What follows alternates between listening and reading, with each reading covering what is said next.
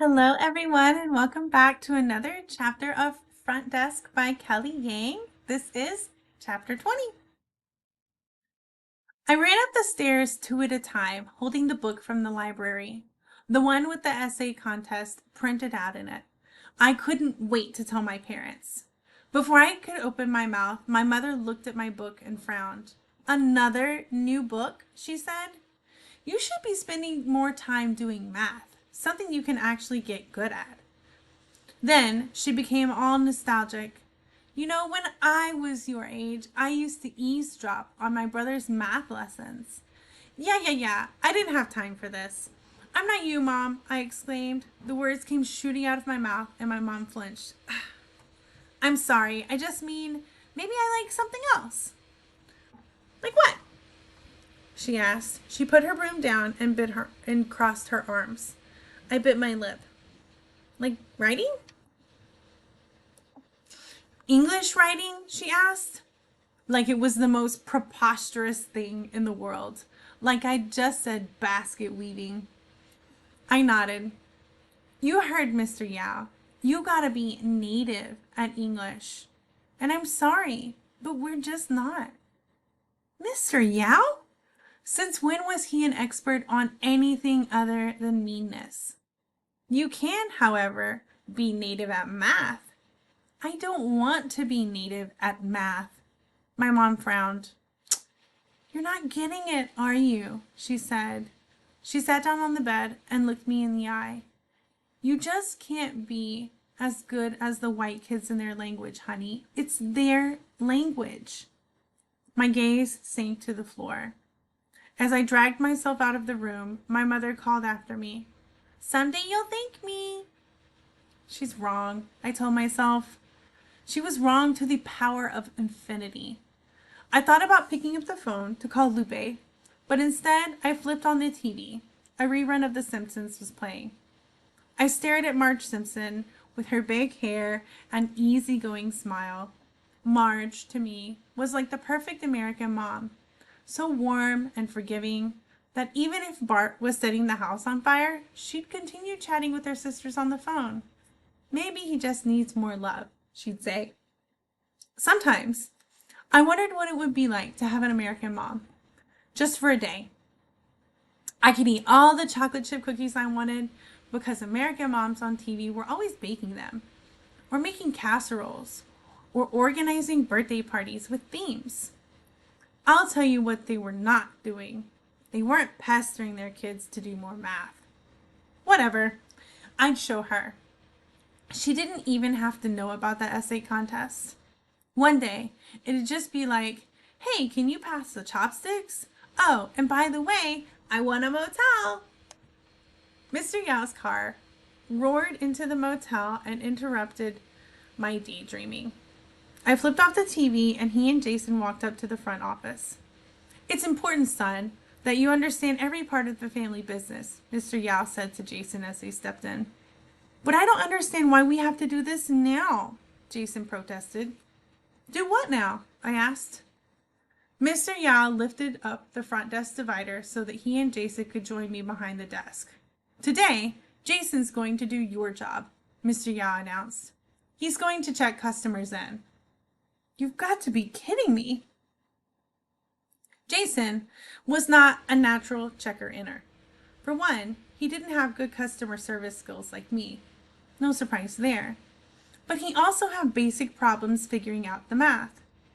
So it's $20 a night, plus tax, he told the customer while his father watched, and I stood behind them. The customer gave him a $100 bill and wanted change. Jason struggled to calculate the tax, which in Anaheim, California, was 13%. Do you have a calculator? He asked me. It's $22.60, I told him. I'd checked so many people in by now, 2260 was tattooed in my head. Don't forget, I need 2 rooms, the customer reminded him. Right, Jason said. He pulled out his hand and tried to do the math in the air with his fingers. So that's 2 times 2260, Mr. Yao yelled. You can't figure out what that is? Hang on, just give me a second, Jason said. He bit his lip. You gotta carry the 1 and then add the... Mr. Yao shook his head and stomped into the manager's quarters. After Jason finally figured out the math and gave the customer his keys, we went to find his father. He was in the kitchen. I did it! I checked in my first customer, Jason told his dad proudly. His father didn't say anything. Well, how'd I do? Jason asked. Mr. Yao breathed in and out, looking like he was trying to contain a wildfire, and was failing. How'd you do? You were awful. A disgrace. All that using your fingers to do math? What are you, 5? Jason's face turned beet red. Your math isn't even as good as the girls. Mr. Yao spat the words at him as he eyed Jason up and down. God, you embarrass me. It was the first time, I said in Jason's defense. Yeah, well, he screwed up, Mr. Yao growled. He stared at Jason long and hard to make sure his words sank in. I looked down. I could see the whites of Jason's knuckles. Afterward, when Mr. Yao went out to talk to my parents, I walked over to Jason. He was sitting all by himself in a corner in the front office. I knew exactly what he was feeling because I had felt it just a couple hours ago when my mom yelled at me. It's okay, I said softly. Jason shook his head. Don't, he said. I put my hand on his shoulder anyway. He jerked his body away. Just don't. Chapter 21. Pounding woke us up at dawn the next day. Ear-splitting pounding like someone was attacking the front office door with a jackhammer. I jumped out of bed. Mr. Lorenz, one of the customers from the night before, was standing in the front of the office. Quickly, my dad buzzed him in. My car! Mr. Lorenz shrieked. It's gone! Mr. Lorenz's neon green Ford Thunderbird had been taken in the middle of the night. He had parked it right in front of his room, room 5, and when he woke up, it was gone. We have to find out who did this, I said, turning to my parents. You think it was one of the other customers? I immediately grabbed the customer logbook to see who stayed here last night. Could have been anybody, Mr. Lorenz said. Somebody could have come in here in the middle of the night and taken off with my car. I made a mental note to add parking lot gate to my wish list. My father picked up the phone. Hello, Mr. Yao? My dad said, something terrible has happened. Mr. Yao arrived half an hour later. How could this happen? He said to my mom and dad, gesturing angrily with his hands. We don't know, my dad said. We're as surprised as you. Mr. Yao picked up the phone and called the police. After that, he went from room to room, waking up all the customers. Have you seen a green Ford Thunderbird? He asked them, peering suspiciously into their rooms. One of the guests said he did hear some noise at around 3 a.m., like someone was trying to start their car. Mr. Yao turned to my dad.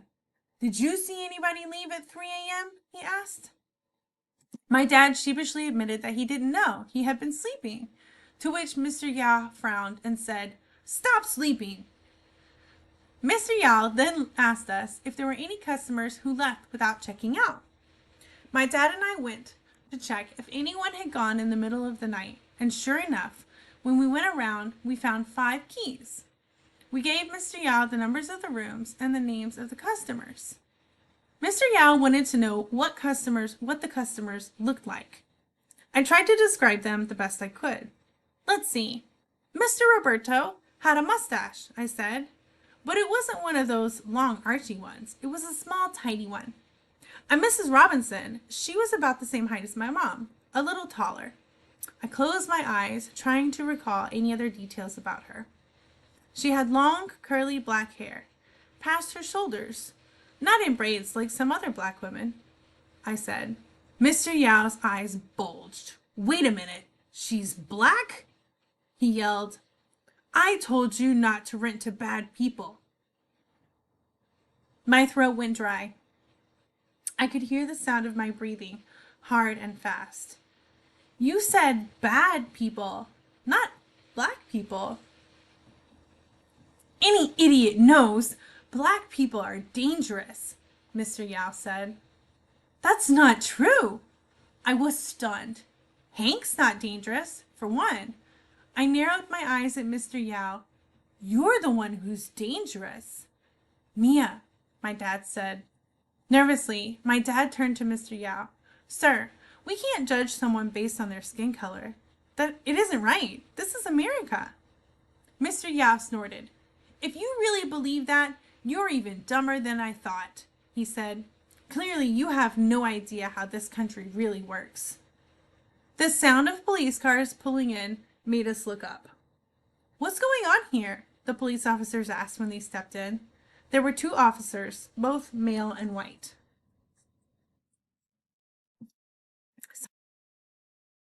They had lots of things on their uniforms, sticks hanging from their belt, radios and walkie-talkies, which they talked into as they walked up to the front desk, and guns.